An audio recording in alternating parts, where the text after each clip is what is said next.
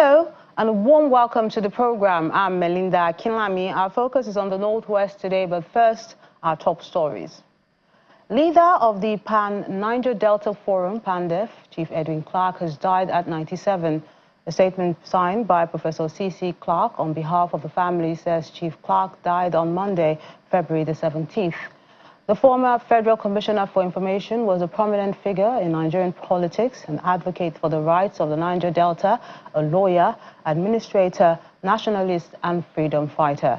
He served as Commissioner for Education in the Midwestern region from 1968 to 1971, and later as Commissioner for Finance and Establishment in the defunct Bendel State between 1972 and 1975. At the federal level, he was appointed Commissioner for Information in 1975 and subsequently became a senator from 1979 to 1983. He was also the leader of the South-South People's Assembly and the Southern and Middle Belt Leaders Forum. Chief Clark's death comes 4 days after another elder statesman, Pa Ayo Adebanjo, passed away.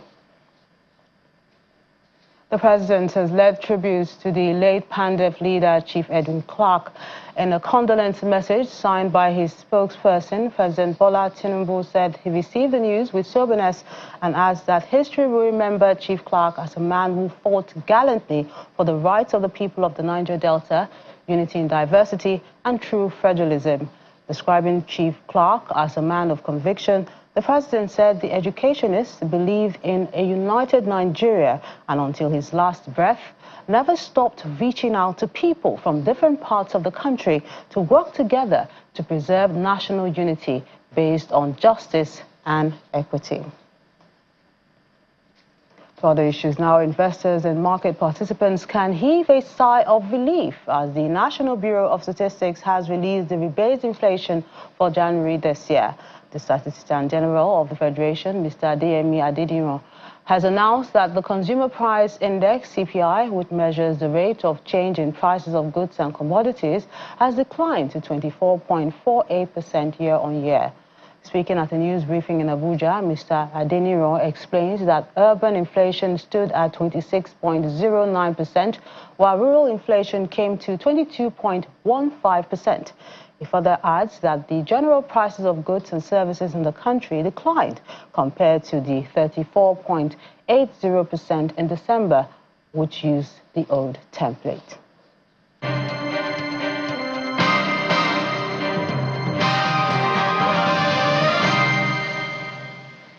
Improving healthcare delivery is one of the government's mandate to benefit the people, and the Zamfara state government, through the Drugs and Medical Consumables Management Agency, DMA, has inaugurated the Sustainable Drug Supply System Committee and pre-qualified suppliers for the SDSS. This initiative aims to ensure the availability of quality medicines and medical consumables across the state, in line with the government's commitment to achieving universal health coverage. Healthcare delivery is one key area citizens of a society or country always look forward to from their government. That said, a sustainable drug supply system is a structured approach to ensuring the continuous availability, affordability, and quality of essential medicines in healthcare systems. It plays a crucial role in strengthening public health by preventing stockouts, reducing counterfeit medicines, and enhancing access to life-saving drugs. Your presence here today. In his welcome address, the Executive Secretary of the DMA, Pharmacist Sani Bello, emphasized the importance of a reliable and sustainable drug supply system in achieving global health standards. He stressed also that the availability of quality medicines is critical to improving healthcare outcomes and ensuring the well-being of Zamfara state residents. As we all know, the availability of quality medicines is a critical pillar in achieving universal health coverage. This exercise is not just a routine administrative process, but a fundamental step in ensuring that only companies with the highest standards of safety, efficacy, and compliance are entrusted with the supply of pharmaceuticals to our health care facilities. While inaugurating the committee, the Zamfara State Commissioner for Health, Dr. Nafisa Maradun, reiterates the state government's commitment to ensuring that only the highest quality of medicines are supplied to healthcare facilities across the state. She notes that the SDSS initiative is part of the government's broader strategy to strengthen the healthcare system and improve service delivery. I want to assure you all that we are fully committed to ensuring that only the highest quality of medicine are supplied to Zamfara State. We will leave no stone unturned in ensuring that drugs provided to our health facility are both effective and safe for the treatment of our citizens. The newly inaugurated committees are tasked with creating a robust framework for monitoring and evaluating the drug supply process. They will work closely with relevant stakeholders, including regulatory agencies and pharmaceutical suppliers, to ensure that the procurement, distribution, and use of medicines meet the highest standards of quality and safety. The distribution of a 40,000 goat rearing initiative program aimed at positioning Katsina State as a leading hub in livestock production has been flagged off by the governor, Diko Rada. The goat rearing initiative, which costs about 5.7 billion naira, is targeting women's economic empowerment and designed to empower local farmers, especially women groups, by providing them with resources, training, and support they need to rear goats. In recognition of the role women play in driving economic progress, the Katsina State government, through the State Ministry of Women Affairs and community-level committees, have launched the distribution of the 40,000 goat rearing initiative, aimed at positioning the state as a leading hub in livestock production. The program, held at Dan Nakola Town and Daura local government area of the state, will also cover essential aspects such as livestock nutrition, health management, and sustainable farming techniques, where training programs will be implemented for the beneficiaries by equipping them with necessary skills to engage in effective breeding practices. Our goal is to create a knowledgeable and skilled workforce that can drive livestock sector forward, ensuring that we remain competitive and resilient in the face of challenges. This initiative will lead to job creation, economic diversification within our rural communities by fostering entrepreneurship in livestock farming. We will create platform for local market to strive more to align with our vision and economic self-reliance. The 5.7 billion naira initiative also includes provisions for infrastructure development and financial support, where 10 women and 1 large-scale farmer from each of the 361 political wards have been selected to benefit. In addition, each beneficiary from the women group will be given 4 heads of goats comprising 1 male and 3 females, and 1 large-scale farmer will be given 50 heads of goats. I always believe in our strength lies in our ability to harness the vast agricultural potentials that our state has to offer. The goat rearing initiative is a vital part of our broader strategy to boost livestock farming, enhance food security, and create sustainable livelihood opportunities for our farmers. In separate remarks, officials of the Katsina State government described the empowerment program as a deliberate intervention for economic sustenance. To my fellow women, I'm pleading with you to please make adequate use of this empowerment.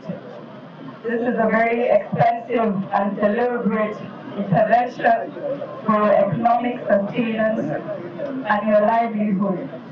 So once again, we are very grateful, Your Excellency, for your commitment and for keeping your word to this program. As we implement this initiative, we recognize the crucial role that women play in driving economic progress and improving livelihoods in our society. By providing them with these resources and support they need, we are confident that they will thrive and become catalysts for positive change in their local communities. As beneficiaries are expected to repay in kind by returning an equal number of animals after a specified period, Governor Rada announced plans to establish a goat farm in Rimi local government for the purpose of genetic improvement, high milk and manure. He says this will serve as a multiplier for goat production, breeding animal husbandry, as well as a training center. Staying in Katsina, but to education matters now. The state government has engaged critical stakeholders in a meeting on operational guidelines for the school-based management committees. The meeting, held at the conference hall of the State Universal Basic Education Board, was attended by school administrators, principals, teachers, Headmasters Association, Nigerian Union of Teachers, including community leaders and other security operatives. The State Commissioner for Basic and Secondary Education, Honorable Zainab Musawa, explained that the essence of the meeting is to seek extensive consultation from stakeholders in line with directives given by the Federal Ministry of Education to the state government. She observed that previous operational guidelines need to be upgraded to reflect the current realities and challenges facing most schools.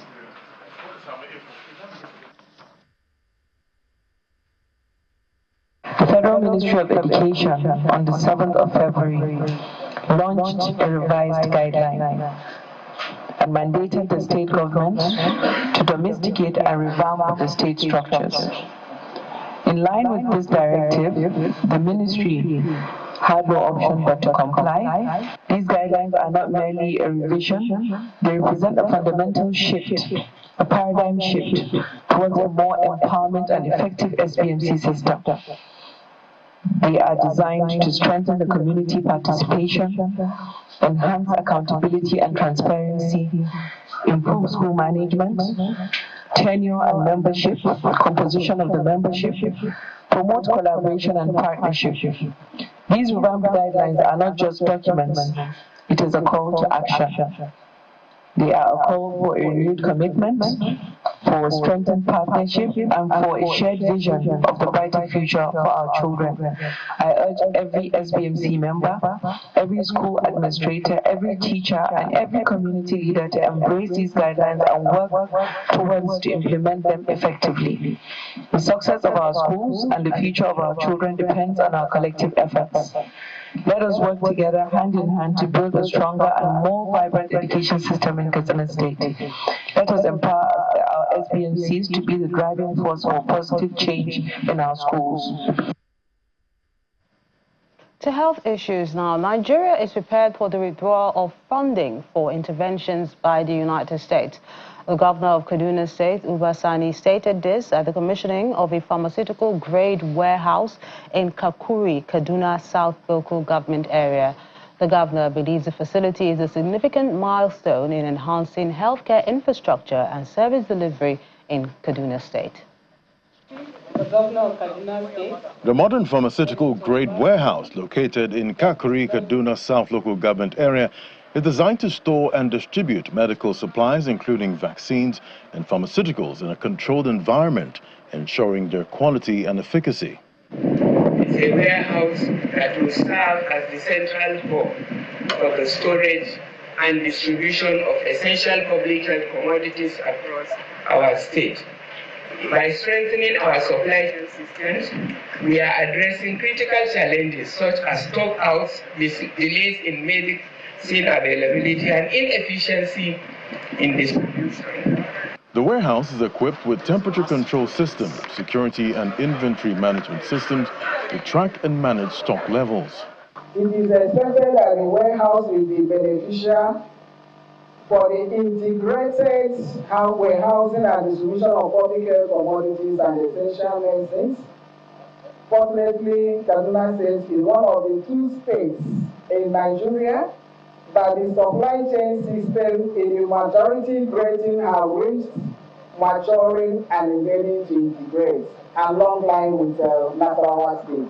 The ability to store, manage and distribute public health commodities with precision and speed can mean the difference between life and death for millions of Nigerians, especially the people of Kaduna State, who this structure is domiciled within its environment, and who demand and they depend on these essential supplies. Governor Sani outlines the benefits of the facility, explaining how it aligns with his vision to make healthcare accessible to all residents of the state. This house is a symbol of our dedication to ensuring the continuous availability efficient storage and distribution of essential health commodities. By strengthening our supply chain, we are ensuring that life-saving medications and supplies reach every corner of our state. To the benefit of the people of Kaduna State and humanity thereof. The governor then leads the dignitaries to commission the warehouse. He also takes a tour of the facility. This is the conference hall, and this is the TV that was given to us by LatView. They are going to develop a dashboard for us so that we put all the data for health supplies chain. The governor used the opportunity to speak on the proposal by the United States to stop funding health interventions in the country. You can see the synergy between the Federal Ministry of Health and subnationals, which have really given back to a lot of effort we are putting in ensuring that we ensure that our people have access to health care both at the primary level as well as secondary and tertiary level. So I can tell you that we are doing extremely well, and we are determined and prepared to ensure that we cope up with whatever policy by any country. The state government is also hoping that the establishment of the facility will ensure steady supply of medical essentials, reducing stockouts and improving access to healthcare services in the state. The Kano state government continues to place a high premium on education, especially of the girl child. As part of these efforts, the state government is providing training for home economics teachers across the 44 local government areas of the state. Our correspondent, Sadiq Ilyasu, has this report.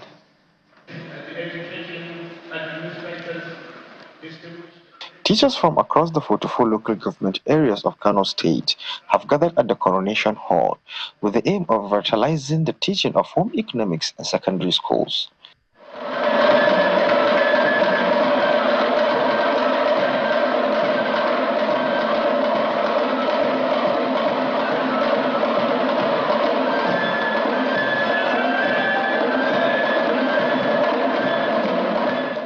This initiative is part of the government's broader strategy to encourage girls to pursue medical-related courses in higher institutions.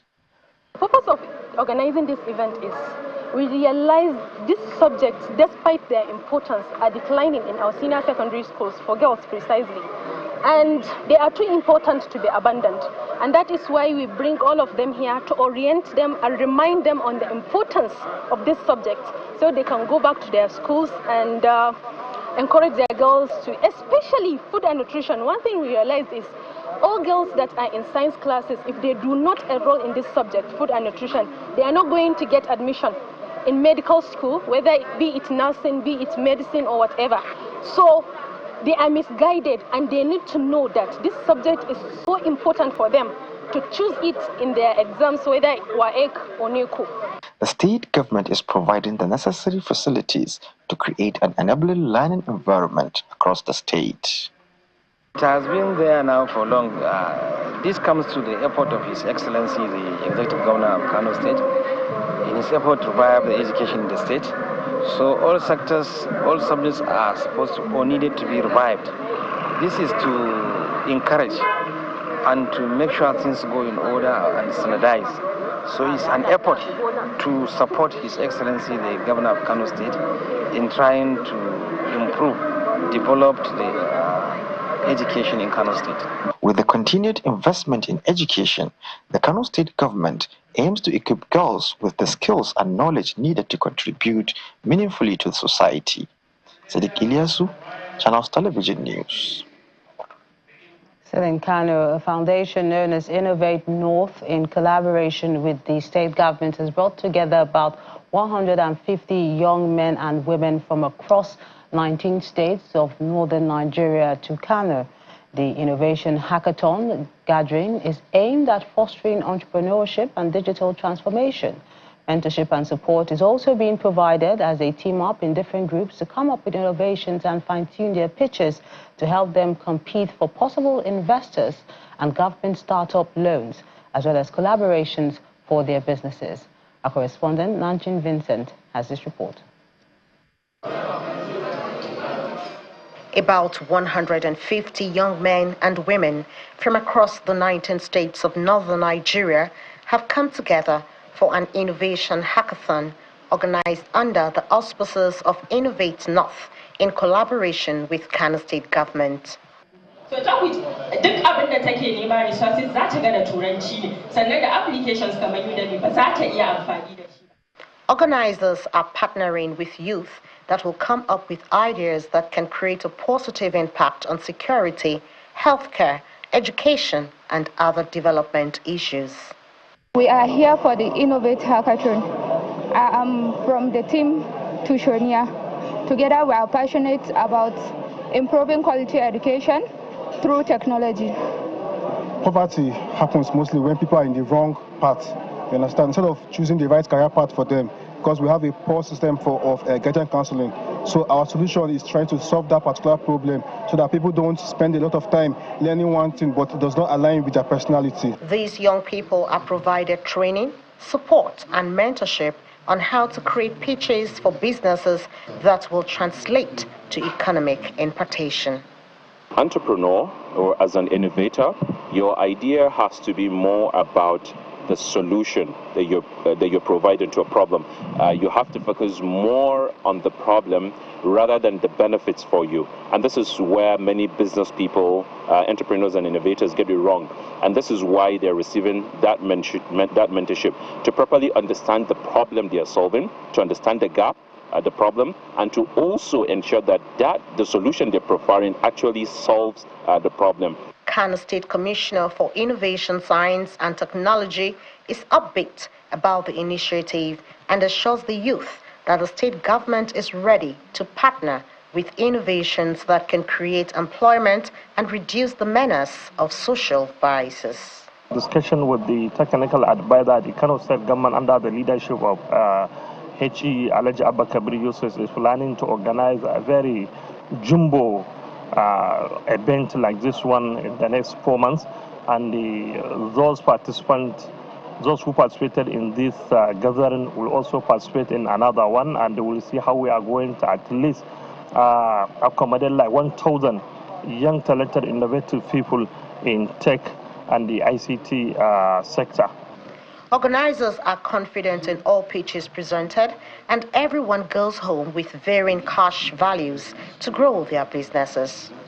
The winning teams, actually, the first one, the winner will get 1.5 million, and then the second best will get 1 million, and then the third position will get 500,000. And then above all, all of the beneficiaries, with what we have seen today, initially we wanted to just incubate 6 teams, but now all the 30 teams will go through incubation, support them to fine-tune their ideas. The Innovate North is a platform used to encourage Nigerian youth to look inwards to create sustainable businesses. From Kano Commercial City, Nanchin Vincent, Channels Television News. The Jigawa State Governor, Umar Namadi, reiterates his commitment to deliver the dividends of democracy as promised during his electioneering campaign. The governor stated this in an interview with journalists after a citizens' engagement in Babura local government area. According to him, the state government is committed to bringing development to the people. It's not an issue of political campaign. It's an issue of telling the people, look, you gave us a mandate, and today we are here to tell you what we have done with that mandate. And we are able to tell the people how the federal government is coming to assist us to achieve this milestone. So I think this is a complete set of citizen engagement where government and the peoples at the grassroots can come together and discuss and review the progress made by the government. Where there is a problem, they tell us. Like they told us that, okay, they need this, they need that, which we have taken a lot of that. And then in the next, when we come for the next engagement, we'll confirm to the people that, okay, these are the issues you have asked us, and now we have achieved them. There's need for an effective synergy among security operatives to ensure better coordination in the fight against terrorism. The General Officer Commanding 8th Division Nigerian Army, Sokoto, Major General Ibikunle Ajose, made the call during the opening session of a 5-day training workshop on Operation Planning Cadre at the headquarters in Sokoto. General Jose admitted that no single security operative or agency can tackle the spate of violence in the area alone. Participants cut across personnel from all security agencies, including the Nigeria Police Directorate of State Service, Nigeria Security and Civil Defense Corps, as well as other sister agencies. The current security situation bedeviling our nation and those in our area of responsibility dictates that the whole of government and society approach to tackling these challenges is what is needed. No single service or security agency can do it alone. Therefore, the cadre is to be conducted with the participation of different services and other security agencies. This initiative is a significant step towards strengthening the interagency cooperation and fostering a unified approach to security operations.